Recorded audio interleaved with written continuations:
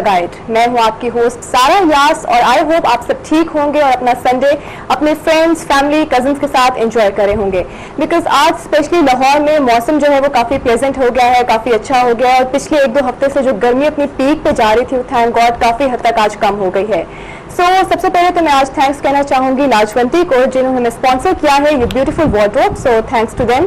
और जैसा कि मैं आपको हमेशा बताती हूँ और आज भी बताती चलूँ कि वीजा गाइड में हम यहाँ पे बैठते हैं आपके वीजा रिलेटेड इश्यूज को एड्रेस करने के लिए, डिस्कस करने के लिए और हमारी कोशिश होती है कि आपकी मुश्किलात को आसान बनाया जाए।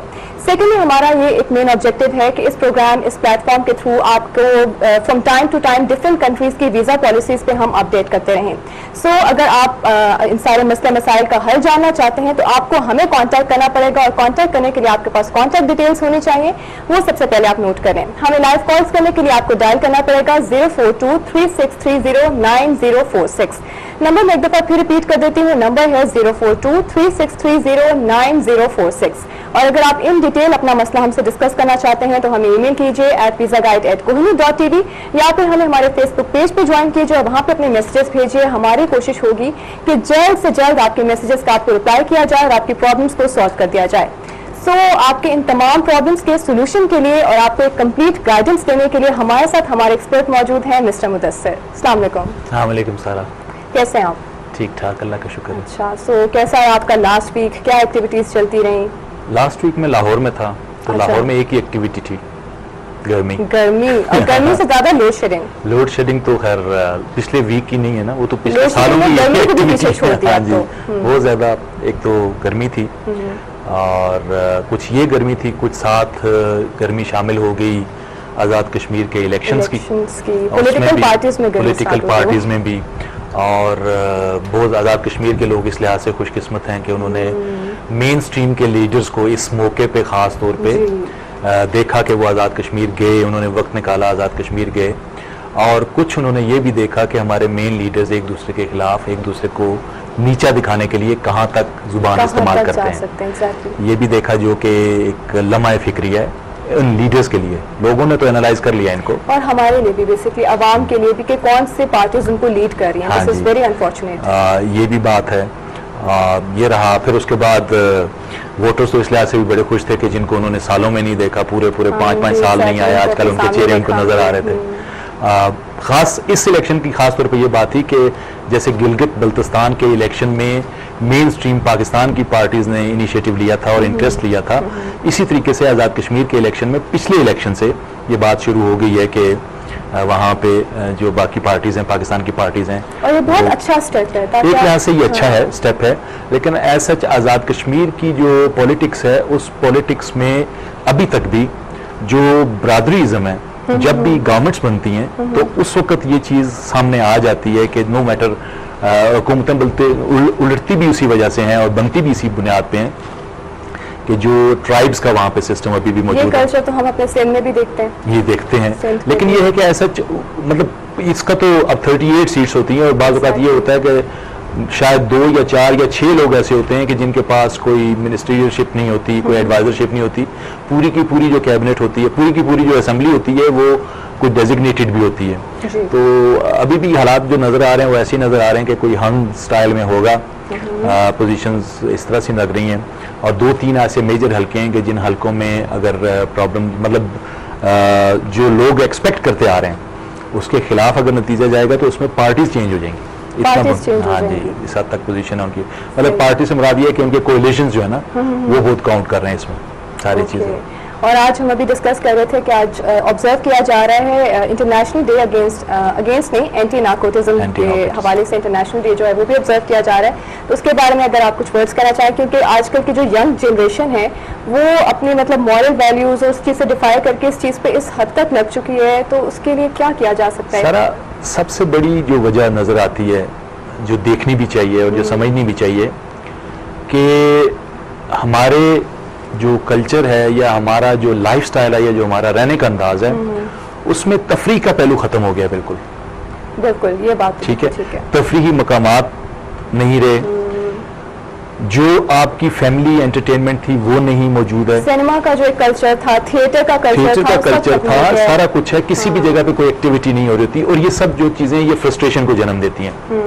फिर जो इकोनॉमिक क्राइसिस है हमारे, उसकी वजह से लोगों के पास जब जॉब्स नहीं है तो उसकी वजह से भी बहुत सारा ये जो आप, और डिप्रेशन है, रिश्तों में प्रॉब्लम्स हैं, रिलेशनशिप्स जो हैं, माँ बाप बहन भाई सब चीज, इन तमाम चीज़ों ने हमारे जो है ना हम पे बहुत इस वक्त बेसिकली हर तरह का प्रेशर जो है ऑन किया, ऑन कर दिया हुआ है। मैं एक छोटी सी मिसाल, अभी मुझे कल परसों किसी ने बताया कि ये बच्चे जो है ना, ये आपको क्राइम्स करते नजर आते हैं, ये कोई पैदाइशी तो क्रिमिनल्स नहीं है, ये क्रिमिनल्स तो नहीं है, लेकिन ये हालात हैं जो इस तरफ इनको लेके जा रहे हैं।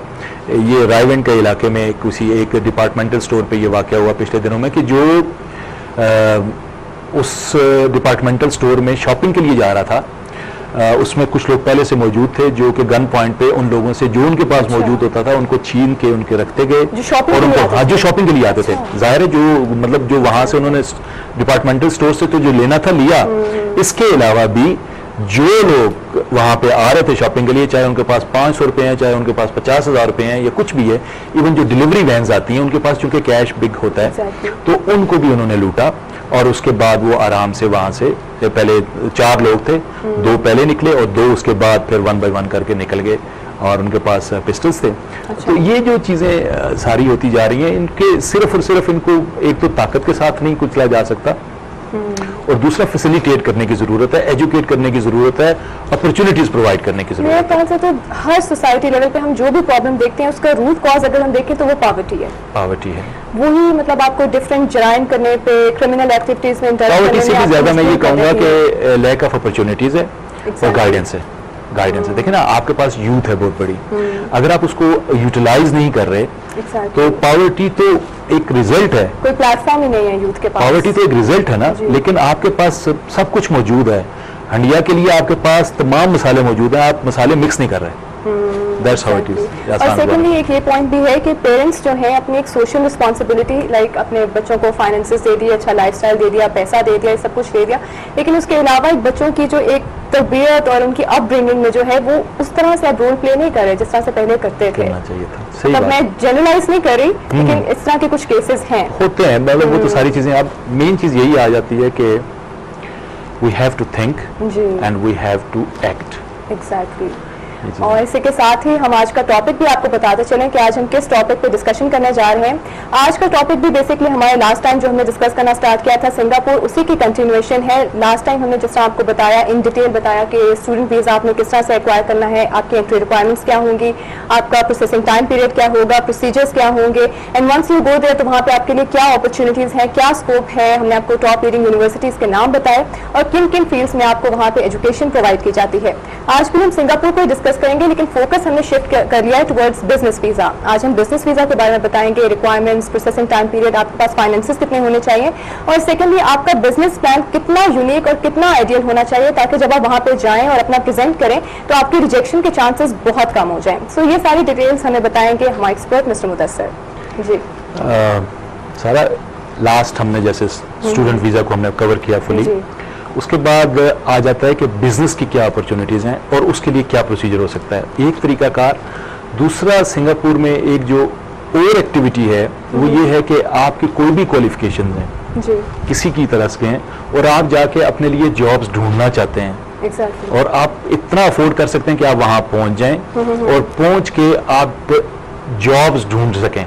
इतने अगर आपके पास फाइनेंसेस मौजूद हैं, रिसोर्सेज मौजूद हैं, वो भी हम बता चुके हैं पिछले प्रोग्राम में कि आपको लिविंग पे कितने एक्सपेंसिव हैं, ये सारा कुछ हम बात कर चुके हैं। हाँ जी, तो उसमें आपको बजाय जैसे बाकी मुल्कों से जो तरीकाकार होता है उसमें आपको लंबा प्रोसीजर से गुजरना पड़ता है, सिंगापुर में ये तरीका नहीं है। इसमें टाइम ड्यूरेशन भी बहुत कम है, टाइम ड्यूरेशन भी कम है, और एक प्रोसीजर जो है वो आप अपने घर में बैठ के अपने इंटरनेट के जरिए आप खुद अपने जो फॉर्म है उसको फिल कर सकते हैं। और जब आप ये, लेकिन ये आप उस वक्त फिल करें कि जब आप ये प्लान कर चुके हों, बाकी रिसर्च कर चुके हों कि आपने सिंगापुर में जाना है और सिंगापुर में रह के आपने कोई काम अपने लिए ढूंढना है और काम करना है, आपको पता हो, आपको विजन क्लियर हो कि आपने करना क्या है। इसमें आपके पास डेडलाइन का होती हैं, आपने जैसे इसको प्रोसेस किया जब, तो उसके बाद आप सर्टेन टाइम के अंदर जब आपने अप्रूवल आ गया तो आप सर्टेन टाइम तक अगर उसको अवेल नहीं करेंगे तो फिर वो आपको दोबारा से वैलिड करवाना पड़ेगा। सो इसलिए ज़रूरी है कि पहले आप सोच लें, माइंड सेटअप कर लें कि जी मैंने जाना है सिंगापुर डिसाइड जाना कर लें कि मैंने करना है, अपना विजन क्लियर कर लें, जाके क्या करना है,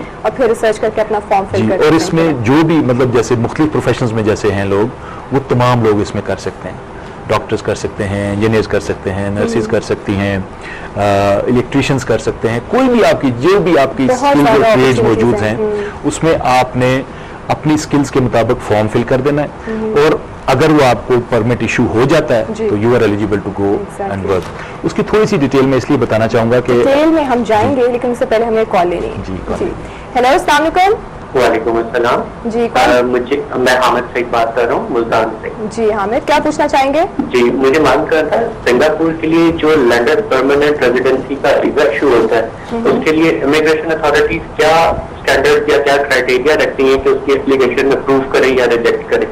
प्लस ये कि जिनकी एजुकेशन के लिए है वीजा वगैरह, वहाँ से एजुकेशन कंप्लीट कर लेते हैं तो उनकी तरफ से कोई कंपल्सरी जॉब की ऑप्शन है क्या? आप 1-2 साल के लिए कंपल्सरी जॉब वो देंगे आप?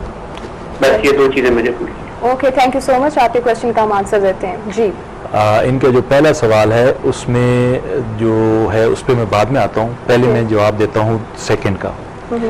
ना सिर्फ वो लोग के जो कि सिंगापुर में एजुकेशन लेते हैं, बल्कि सिंगापुर से बाहर के लोगों को भी इंटर्नशिप्स ऑफर की जाती हैं। जी बिल्कुल, ये हमने बात भी की थी ठीक लास्ट है जी। टाइम। तो आप यस यू कैन, ये लेकिन ये है कि ऑब्लिगेटरी नहीं है। ओके, अगर आप क्वालिफाई करते हैं और आपको वो ले सकते हैं, आप इंटर्नशिप्स वहाँ पे कर सकते हैं।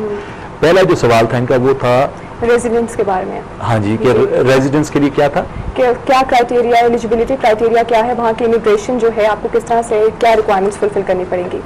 एक तो उसके लिए सबसे पहले तो आपको वहाँ होना चाहिए। एग्जैक्टली। जब आप किसी भी वीज़ा पे वहाँ पे जा चुके हैं तो वो फॉर्म आप ऑनलाइन फिल करेंगे, जी। लेकिन उसकी पहले आपकी वेरिफिकेशन और ऑथेंटिकेशन आपको कोड मिलेगा। ओके, फिर आप अपनी बेसिकली प्रोसेस कर सकते हैं। उसमें 3 फॉर्म हैं उसके, मुझे उनके एग्जैक्ट नंबर याद नहीं है। वो फॉर्म्स आपने फिल करने होते हैं और वो फॉर्म फिल करके आप भेज देते हैं। उसमें आपकी वहाँ का स्टेटस, उस चीज़ का उसमें जिक्र मौजूद होता है, आपकी क्वालिफिकेशंस का जिक्र मौजूद होता है, और वहाँ रहने की रीज़न।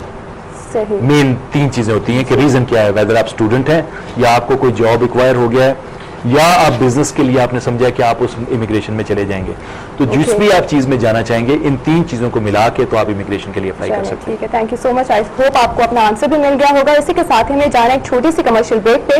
ब्रेक के बाद वापस आएंगे और बिजनेस वीजा को मजीद डिटेल में डिस्कस करेंगे, आपकी लाइव कॉल्स भी इंक्लूड करेंगे और आपके क्वेश्चन और आंसर्स का सिलसिला भी जारी रहेगा आफ्टर ब्रेक।